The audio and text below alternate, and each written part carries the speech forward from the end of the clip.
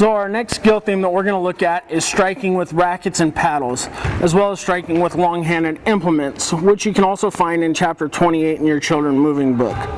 It's one of the last skills that children develop. There are three basic reasons for this. Is children don't refine or develop visual tracking till the later elementary school years. Hand-eye coordination at great distance from the body is more difficult. And the third is, most often in striking situation with rackets and paddles, there are two objects in motion at once. The paddle and the object is being struck. Yet striking with these implements is a skill children enjoy and can be taught at younger age with a few simple equipment modifications because of the complexities of striking. We teach the skills of striking with rackets and paddles after children have been introduced to the skill of striking with body parts, specifically the hand.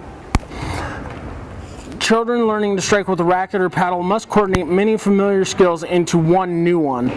They must learn to accurately toss or drop the object to be contacted. Visual tracking tracking the object while they're traveling to an appropriate location and contact the object in exactly the right moment. And simultaneously they must adjust to the weight and length of the implement. A successful striker must coordinate all these variables.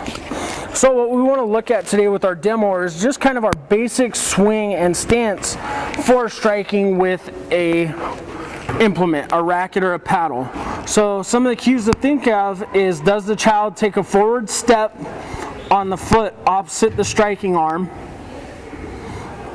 Does the child's body coil and rotate forward as the child swings the racket?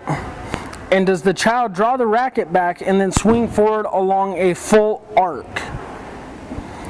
So those are kind of the key components of making sure that you swinging with a racket or a paddle. So when our demoer does it full speed, it doesn't look as the steps, and that's one thing is when we're talking through these cues is not that they're cues, but it's all done in one pattern. But as you teach is making sure they step with that opposite foot, they rotate the body, they get a full reach back, and they swing all the way through with their racket. One thing to think about is once you get into teaching striking with paddles or long-handed implements is safety of students, making sure that they know where they're around, because now you've just extended their reach by anywhere from 8 inches to 3 feet. So with striking, we want to make sure that safety is a huge aspect when we're teaching those concepts.